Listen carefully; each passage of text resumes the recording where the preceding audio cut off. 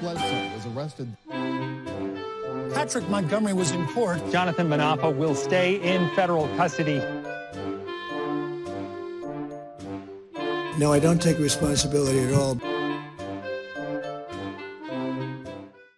36-year-old Texas resident Garrett Miller has a kind of unique January 6th case, as you guys are going to hear. In November of 2020, Miller sent the following direct messages to Senator Chuck Schumer. Quote, "Hey, we are coming for you, chick." Then Chuck, then "we got you." And quote, "I celebrate it with family, without a mask and with a loaded gun in my pocket, just in case you show up. God bless America, globalist coward." On January 1st of 2021, Miller texted his mom to say that he was going to be in D.C. on the 5th of January to do recon. Then the following day, Miller posted on social media in part, quote, "Some crazy shit going to happen this week. Dollar might collapse. Civil war could start. Not sure what to do in D.C." And then he messaged a friend and he said, quote, "Things could get real dicey this week. Maybe I need to write a will and testament." Then on January 3rd, Miller told someone that he was taking, quote, "a grappling hook and rope and a level 3 vest, helmets, mouth guard, and bump cap to DC. And he told this person that he, quote, "had a lot of guns with him when he had attended a previous pro-Trump rally in November." Then in other messages, Miller talked about the vice president's role in overturning the election. And he concluded, quote, "I think Pence will certify the Republication electors, but might take till Friday, then anarchy." And he told another friend, quote, "These people are soft. I look forward to fighting them." And he said that he might take a hidden gun to the Capitol and that he would keep the rest of his weapons in the neighboring state of Virginia because of the laws in D.C. So on January 6th, Miller was one of the first people to be seen on video approaching police barricades. This was on the northeast side of the Capitol. He waved for other people to move forward, and the prosecutor says that he basically led the way in removing the barricades, and then he ran to the building. He was yelling at the police. He was then seen on video breaching the police line multiple times at one of the entrances to the Capitol. He physically struggled with officers. This is all captured on video. And so he was temporarily handcuffed and detained. And the Miller was found to be wearing that mouth guard that he mentioned. So police believed his intention was to fight. At this point, though, the mob swarmed the police. They just made it impossible to hold the line. So the police made the decision to release Miller because they couldn't physically arrest every single one of them. So Miller at that point apologized and he said, "Oh, I just want to go home." Well, he did the exact opposite. He remained on the Capitol grounds. He was standing there watching as other people were assaulting officers outside of the doors. And then eventually, along with the rest of the mob, Miller pushed past the police. They all illegally entered the building. And as with so many others, Miller was sharing photos and videos of himself on social media. This was while he was inside the Capitol. And along with one photo, Miller commented, quote, "Just wanted to incriminate myself a little, LOL." Yeah, you did. So Miller responded to other comments on his post with, quote, "We charged. We were going in no matter what. Decided before the Trump speech. I charged the gates myself with an anti-masker." And when someone on Twitter falsely claimed that the people who stormed the Capitol were paid infiltrators, Miller replied, quote, "Nah, we stormed it. We were gentle. We were unarmed. We knew what we had to be done." And I'm not making that up, that he did literally every time he meant the word were, he put in where. I don't know why he doesn't understand that those are different words. Anyway, later Miller tweeted, quote, "They are right. Next time we bring the guns." And then in response to a pastor who said that he was saddened by what took place on January 6th, Miller replied, quote, "It was beautiful. Wake the fuck up already." Miller also responded to another tweet with, quote, "It was not a coup. We were gentle with police. We were unarmed. We overwhelmed them, but did not injure them."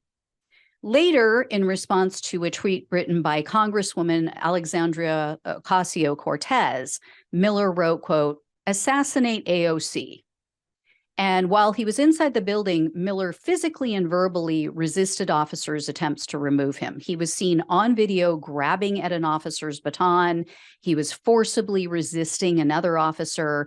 And then he repeatedly returned to the front of the police line. This was in the rotunda. This is even after he was knocked down by 2 officers at one point.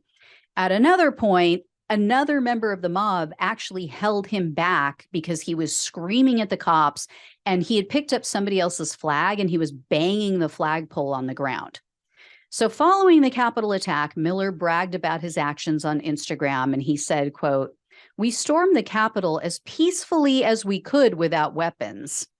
On January 7th, he messaged a contact and he said, quote, "I think we will start assassinating." Miller also boasted in numerous messages that they had, quote, terrified Congress. Also, quote, "It's fun watching them be scared in the chambers." And, quote, "so fucking proud of, quote, scar the shot out of members of Congress." Obviously, he meant scared the shit, but anyway. Several days later, he posted, quote, "had a rope in bag on that day." And Miller also posted threats directed at the officer who shot Ashley Babbitt. He said that they were going to, quote, "get a hold of him" and, quote, "hug his neck with a nice rope." Then in another post days later, he wrote that the officer is, quote, "not going to survive long." And he said that millions of people agreed with him that the officer, quote, "deserved to die." And, quote, "it's hunting season." Miller also posted a photo of a noose, and he wrote, quote, "just want Ashley's killer." And when one of his contacts asked him if the police knew who he was, Miller stated, quote, "it might be time for me to be hard to locate." So Miller was arrested on January 20th of 2021, and he was charged with 3 counts of civil disorder, obstructing an official proceeding, assaulting or resisting officers, interstate threats to injure or kill, entering a restricted building or grounds, 2 counts of disorderly conduct, 2 counts of impeding passage, and parading or demonstrating in a Capitol. And when Miller was arrested, by the way, he was wearing a shirt with a picture of Trump on it. You guys might remember this. And the shirt said, "I was there, Washington, D.C., January 6, 2021. He was also in possession of an AR-style weapon, and they said that it had a short barrel on it. And when the FBI tested it, they found that it was actually a machine gun. And Miller didn't have a license to possess either a short barrel rifle or a machine gun. So Miller was recently indicted for that crime as well. In regard to January 6th, on the morning of his scheduled trial, Miller pleaded guilty to 3 counts of civil disorder, entering a restricted building or grounds, 2 counts of disorderly conduct, 2 counts of impeding passage, and parading in a Capitol. The court had already dismissed the obstruction charge against him, and Miller opted to go to trial on the remaining 2 counts. But then during a break in the trial, for some reason, Miller chose to plead guilty to those final 2 counts. And this was without a plea agreement in place. So based on the most serious charge, Miller was facing up to 8 years in prison, 3 years of probation, and $250,000 in fines. However, the prosecutor requested only 48 months in prison, 3 years of probation, and $2,000 in restitution.